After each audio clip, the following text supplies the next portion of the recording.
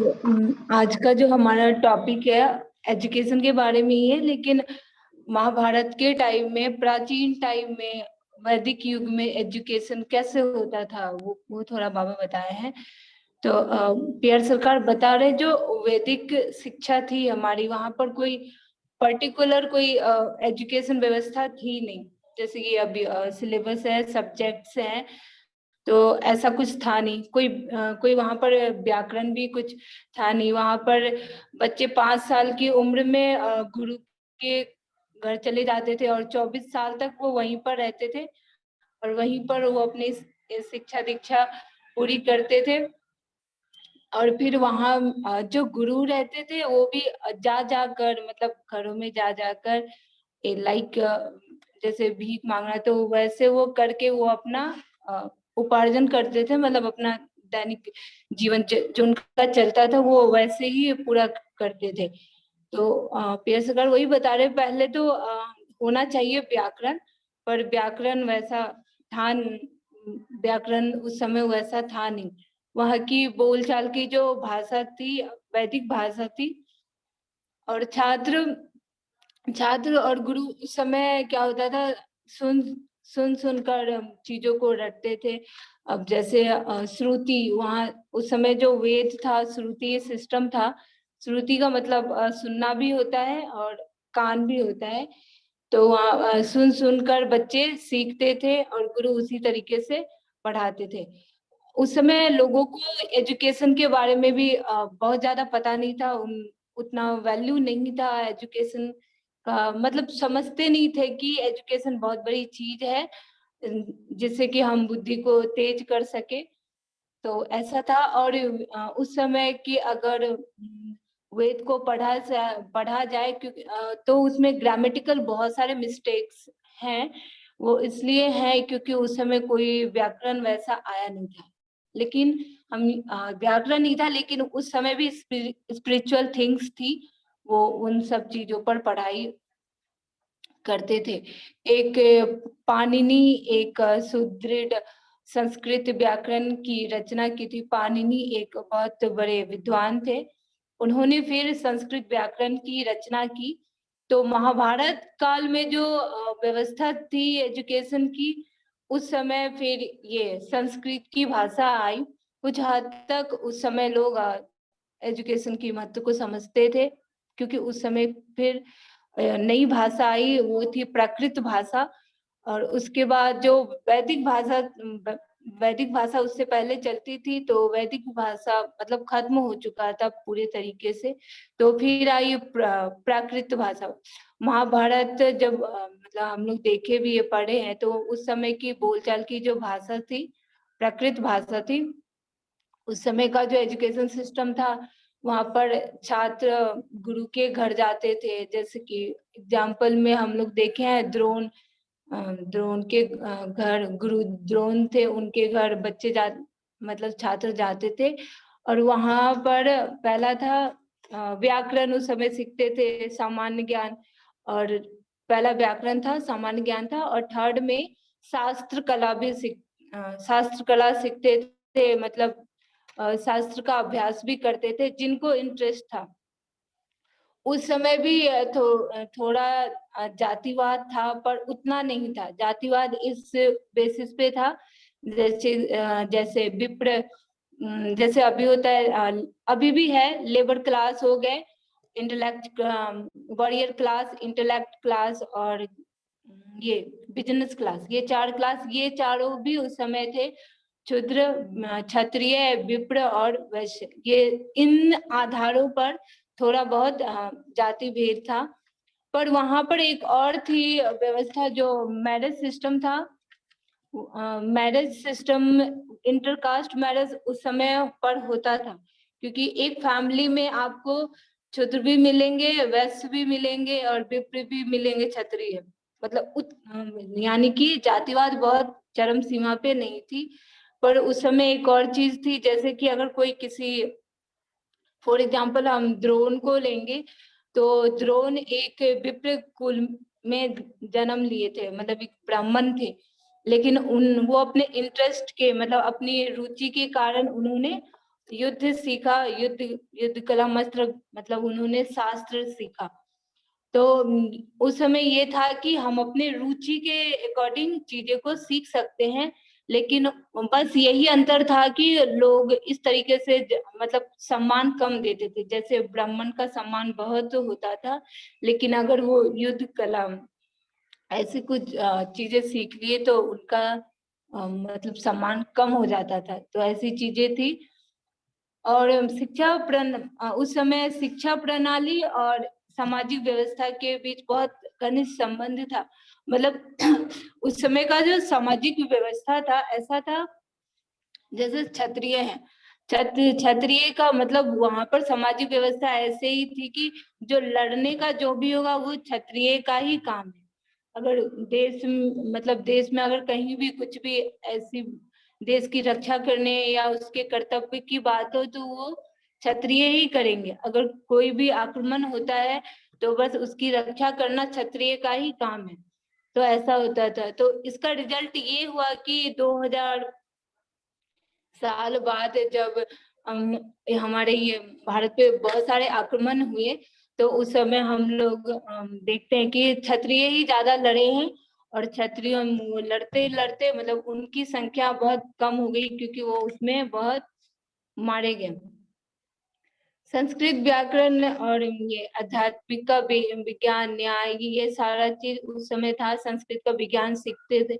आध्यात्मिकता भी उस समय थी, दर्शन पर नहीं आया था तब तक। उस समय कोई भी दर्शन नहीं आया था। दर्शन शुरुआत हुआ उसी समय जब कुरुक्षेत्र में जब अर्जुन और कृष्ण का संवाद चल रहा था और जो क्वेश्चन आंसर उस समय हुए, तो उस समय ही दर्शन की शुरुआत होने लगी। और उस समय फिर आया गीता। दुनिया का सबसे पुराना दर्शन जो माना जाता है वो कपिल का सांख्य दर्शन है। सांख्य दर्शन महाभारत काल के बाद ही आया। उससे पहले जो वेद था, उससे पहले वेद ही था, जो मतलब उसमें कुछ व्याकरण था नहीं, इसलिए कोई भी चीज इकट्ठा हुई नहीं, बस सुन के और याद रख के वो चीज हुई। और उसके बाद आध्यात्मिक शिक्षा थी उस समय। उसके बाद मनुष्य ने कर्तव्यों के बारे में बहुत जब जैसे कृष्ण उस समय अर्जुन को जब ज्ञान दे रहे थे, तो उससे फिर गीता महाभारत ग्रंथ की रचना हुई। तो उस समय लोग उन चीजों को फिर गंभीर रूप से सोचने लगे, मतलब उनके बारे में। तो उसके बाद हुआ क्या, जो महर्षि कपिल थे वो उन्होंने फिर उपनिषद में फिर उस क्वेश्चन आंसर को रखा। और फिर उन्होंने रचना की 2 उपनिषद की। उस समय उस समय का जो महाभारत काल की जो शिक्षा थी उसका मीडियम था संस्कृत। संस्कृत मीडियम से ही पढ़ाई होती थी। पर संस्कृत मीडियम जो है बोलचाल की भाषा प्रकृत भाषा थी। संस्कृत मीडियम हम ये नहीं बोलेंगे कि वो उनका कोई मदर टंग था। संस्कृत भाषा कोई मदर टंग नहीं था, लेकिन वो एक वैदिक भाषा भी नहीं थी। संस्कृत वैदिक भाषा के जाने के बाद ही प्रकृत भाषा आई। वैदिक सबसे पहले था, फिर उसके बाद आई प्रकृत भाषा। प्रकृत भाषा का मतलब प्रकृत का मतलब भी होता है संस्कृत का अर्थ होता है सुधारित, और प्रकृत भाषा का अर्थ है सुधार। तो उसी से आया क्या, संस्कृत भाषा। तो महाभारत काल में संस्कृत में चीजें फिर शुरू हुई, बातें हुई। उस समय फिर प्राकृत जो भाषा थी वो 7 प्राकृत भाषा थी। तो ये सारी चीजें मतलब भाषा इस तरीके से आई उस समय। तो उस समय तो एजुकेशन संस्कृत में चलता था। लोग भुर्जा कोई पत्ता है उस पे लोग लिख लिख कर अपने चीजों को याद रखते थे। और जो महर्षि कपिल थे उस समय के बहुत विद्वान माने जाते थे। उन्होंने वेद को 2 भागों में किया। एक था कर्म कांड, एक है जिनान कांड। जिनान कांड को उन्होंने जिनान कांड के भी 2 हैं, एक है आरण्यक, एक उपनिषद है। तो उपनिषद में वही है जो महाभारत में अर्जुन और कृष्ण के बीच जितने भी संवाद हुए वो उपनिषद में आया। उसके बाद महाभारत के लगभग 200 साल बाद दार्शनिक विद्या को एजुकेशन में पाते हैं। मतलब दर्शन तो उस समय आया ही नहीं था, स्पिरिचुअल चीजें थी, पर दर्शन कब आया है? गीत यही महाभारत में जब युद्ध भूमि में जब कृष्ण सिखा रहे हैं उस समय दर्शन आया, फिर गीता हुई, उसके बाद बौद्ध बौद्ध का टाइम आया तो उस समय से दर्शन शुरू हुआ। सबसे पहला दर्शन वही है महर्षि कपिल का सांख्य दर्शन, उसमें उन्हीं का क्वेश्चन आंसर है। फिर जो महाभारत के टाइम में जो पढ़ाने वाले पंडित लोग थे तो उनको राजा से मदद मिलती थी और जनता से भी मदद मिलती थी। मतलब जैसे अगर आप एग्जाम्पल सोचे, जैसे द्रोण उस महाभारत के टाइम में जो पढ़ाते थे तो उनको जनता भी देती थी, और मतलब उनका जैसे चलता था, जैसे अभी के टाइम में सैलरी बोलेंगे, तो वो राजा और जनता मिलके करते थे। तो उस समय के जो पंडित लोग जो पढ़ाते थे तो उनका एजुकेशन पॉलिसी वो अपने तरीके से करते थे। मतलब एक तरीके से बोले तो उन सबका अपना अलग अलग एक विश्वविद्यालय ही था, छोटा छोटा।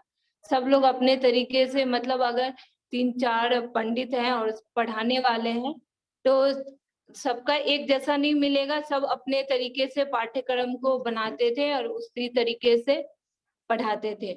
लेकिन जब बौद्ध युग आया, बौद्ध युग में बहुत सारे विश्वविद्यालय विश्वविद्यालय आए, जो जैसे आप लोगों को पता ही है, विक्रमशिला, नालंदा है, तक्षशिला, ये सारे विश्वविद्यालय थे उस समय।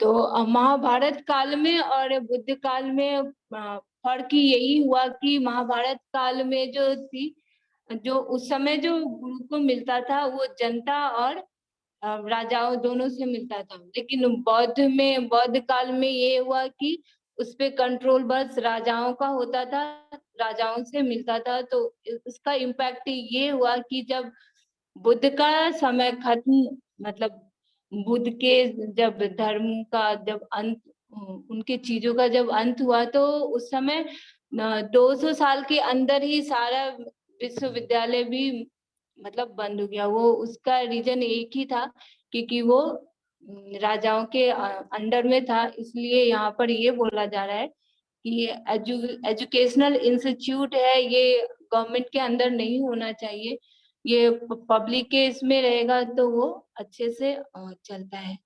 तो ये कुछ चीजें थी जो महाभारत के टाइम में, मतलब एजुकेशन सिस्टम ऐसे ही होता था। थोड़ा इसका और भी डिटेल्स होगा तो मैं देखूंगी, फिर आगे बताऊंगी। फिलहाल तो इतना ही था। बहुत बहुत धन्यवाद दीदी। ये जानना ज़रूरी था हमारे लिए कि हमारे जो एजुकेशन सिस्टम पहले कैसा था महाभारत काल में, जैसे आपने बताया। तो आज का जो एजुकेशन सिस्टम है और पहले का कैसा था, उसमें थोड़ा हमें समझ में आता है कि काफ़ी डिफरेंस आ चुका है अब तो मैं अभी इसी के साथ हम क्लोज करते हैं इस क्लास को।